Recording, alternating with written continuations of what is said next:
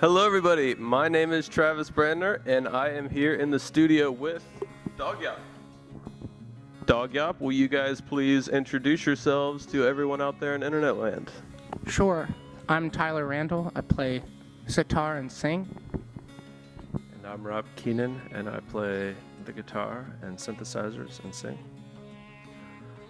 Thank you so much for being here, guys. Looking Thanks for having forward us. to talking to you guys, asking you some questions. I want to start this interview off by congratulating you for winning the Best New Artist at the Cincinnati Entertainment Awards. Thank you very much. There were a lot of artists nominated for that, and you guys won. That's really awesome. Did you feel like you were going to win when that happened, or how does it feel to win? Like, just tell me about that whole experience. I wasn't expecting to win. It was there were so many great bands nominated, so I was just happy to be nominated along with other great groups. It felt cool. I know like our mothers were there and they were very happy, and so that was cool that they were happy.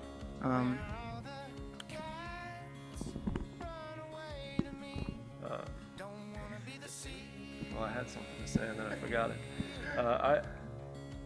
I thought it was really a great honor just to be nominated in the first place, especially because we really only put out a 6-song EP and we got nominated for, I think it was Album of the Year or something too. And yeah, it was a fun celebration. It was unlike anything I've really been to. It kind of felt like a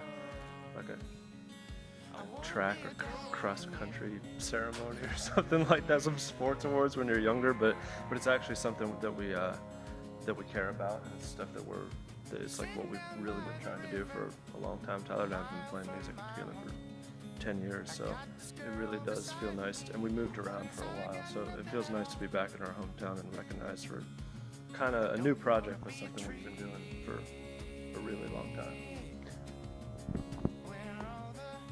Would you guys say that winning that award was one of the best moments of your career? And if it wasn't, could you please tell me maybe what your best moment was as a band? That was not the best moment in our career. I think the best moments are when we write a really good piece of music. That's kind of, I feel like, that's when I feel like I've already made it, you know? When you write a good song and you're playing it, you're like, you've already made it, you know? So those are the best moments. I'd say the best time we had with that was the song Can't Think that we recently released. We were messing around with new ways to incorporate the production and the MPC into the performance. And it was like we hit this spot where we kind of sampled this demo we had made and then chopped it up, and Rob started playing it on the pads, and I was playing the sitar, and we were singing. It was like something clicked. It was just the best feeling. I had the best day after that. So I think, yeah, it was definitely cool, though. It was cool. Do you guys have the record plaque hanging up on the wall where you live or in the studio? Tyler didn't want it, so I took it and hung it up. I did. Oh, we didn't put it in a shared space. I took it. I got it. Nice. Yeah, that would be really awesome to have that hanging on your wall, you know. Yeah, it's a cool thing, you know. I don't really have any other awards or anything on the wall, so but every once in a while I look up at it. Oh, that's cool. Right. What is next for Dawg? What is next for Dawg is we're going to play Bunbury Music Festival on Saturday. We are currently writing new music to put out a full-length album in September. So we're recording some new songs right now, writing some, and that's what's next. Congratulations on getting the Bunbury slot. Thanks, yeah. One of the things that personally made your band stick out so much to me, and probably to a lot of people, is the instrument that you play, Tyler, the sitar. I read on your website that you were inspired to play that by a Beatles song. Yes, that is true. Which Beatles song was that? It's called Within You, Without You, off of Sgt. Pepper's Lonely Hearts Club Band. And you got one of those and you taught yourself? Mm-hmm. Very slowly. Rob remembers so I heard it on that song and I thought it was some sort of like electronically produced sound. And then I recently met Rob, this guy right here, and he told me, he said, no, that's a sitar, and showed me some Ravi Shankar. And so I saved up for a while. I watched a lot of Dogs and mowed some lawns. And yeah, it's true. And then ordered it from India, and it took forever to come, forever. And it finally came, and I was devastated because I was just like, what the heck am I going to do with this thing? I mean, it was like big. All these parts everywhere, and it was big. I'd never seen one in my life, so it was like, Strings were all loose. yeah, I mean, they had to ship it.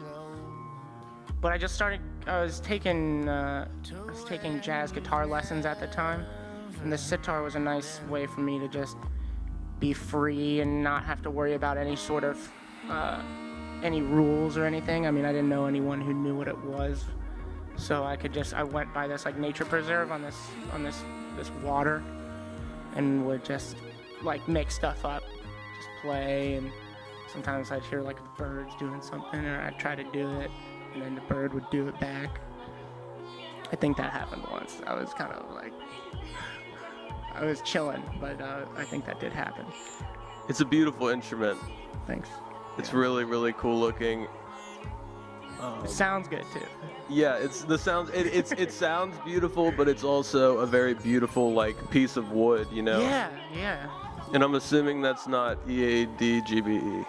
No, it's not. It's not standard guitar tuning. It's like an open C# tuning. Which is also what I play. Thank you for explaining that, by the way. I was very curious to hear that story. And Rob, I would like to ask you about what you play. So you play an open C# guitar, but I wanted to kind of talk to you about the sample pad. Sure. What kind of sample pad, or what is that called, that you use? I use an MPC 2500 in my left hand, and then a Critter and Guitari pocket piano in my right hand, and that pocket piano has a cord running down to a volume pedal. So I'm usually, the way I've been using it on a few of our songs, Not So Sure, for example, I'm holding down a chord in my right hand and swelling it in with my foot, and then kind of like playing sampled kick drums and a Casio keyboard that we sampled on an MPC, and keeping the rhythm that way in my left hand. It's kind of I mean, my piano was my first instrument, but it's been sort of a, can I say mind fuck? Mind fuck. It's been a mind fuck Mind trying to get, trying to learn how to play this instrument and also like stand straight up and like sing and look at the audience. I mean, it's a very strange thing, but it's been fun developing it. Sounds very complicated. Yeah. You must be a pretty smart guy to be able to, and very creative to be able to figure. Yeah, is he? This No. guy, no. You guys have been a pretty big part of the Cincinnati music scene lately, playing a lot of good shows.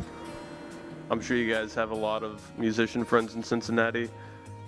Could you guys tell me what you like about the Cincinnati music scene and what you hate about it? And what's awesome about it, what's terrible? Thoughts, please. Okay. I like my favorite part about the Cincinnati music scene is the music. I really like going out to hear. No, it's about the music, and there's a lot of good people making a lot of good music. When we first moved back here, before we did, from wherever we were, I was in Schenectady. Rob was in Schenectady, New York. Rob was in Colorado, Boulder, Colorado, and the Tillers were a huge sound that we got into and just became obsessed with, and so they've been a big inspiration. Something I don't like about the Cincinnati music scene is there's not enough techno. I would really love some more techno. I love techno. I love minimal techno and Trance. not so much about trance. I like house, and I like dance music. I love DJs. I love to DJ. So I wish there was kind of that thing happening, which haven't found it yet. And that's all I have to say about that. Rob, what do you like about the Cincinnati music scene? I really like About Space, where a lot of us practice. It's kind of cool because when we first moved over to the north side, we kept hearing about this place About Space, and then we went and checked it out, and we got a little space in there, and we've just met so many people that are all in the same hallway. And so usually everyone's kind of like either packing up to go to a gig or they're practicing, and we're always just kind of, it's like a dorm. We're always just like talking to one another and kind of know what's going on with everyone. And there's a sense of like camaraderie and just a good feeling between everyone, I think. I really like Dro's Midnight Army. Alessandro he has like a list on Facebook, and he lists like all the events that are going on. So that's really cool. I'm sure there's things like that going on in all kinds of towns, but it's really nice to have that in Cincinnati, just to be able to like look at this one centralized thing of like all the things that are going on. And he's in a lot of different bands, playing mostly as a drummer, but also a bass player. Yeah, well, he does all kinds of things. But then when he had his own project, one of the residency nights that we had at the Comet, it was like their debut show of his own music, where he didn't play any instruments, he just sang, and he had all this cast of characters of like Kate Wakefield and Josiah Wolf was playing drums. It was just like Molly Solomon was singing, and that was just cool to like see all these people that I've heard in different groups and all come together over one guy's music who I really didn't even know. I just had never heard his music, and it was great. So I really like that. I also have like a special place in my heart for like the folk scene, the Tillers, Buffalo Wops, and the Price Hill Hustle of Casey Campbell. Before we call it a day, do you guys have anything you want to say to everybody on camera? Come see you at Bunbury, or wait for the new. I guess I'd just like to thank everyone for all the support, all the support we've gotten so far. One of the reasons why we love being here is because it's a very nurturing community, and we feel very comfortable expressing ourselves in any way that we feel, and that's kind of a really nice thing to have. So thank you very much for listening and coming out to shows. It really means a lot and helps us. I'd also like to thank everyone for coming to hear us. It's been really cool to have a lot of support and a lot of people coming out to the shows and meeting people. I'd also just like to say, like, if you're doing something that you love to do, just keep doing it, because it's life. Life gets even more fun if you continue to do it, because there's a lot of things in the world that are kind of like that. I don't think necessarily they're even trying to steer you in a certain direction, but it can feel like things are trying to steer you in certain directions, and just keep going. Dawg, Yawp, thank you again for being here. Thanks for having us, Trav. Everybody, you should listen to Dawg, Yawp. They're everywhere on the internet. Bandcamp, SoundCloud, Spotify, iTunes. Please tweet about them. They are on Instagram. And if you want to do all of that at one time, just go to their website, www.dawgyawp.com. If you would like to see more interviews like these, please check out my website, www.travisbrander.com. See you guys later.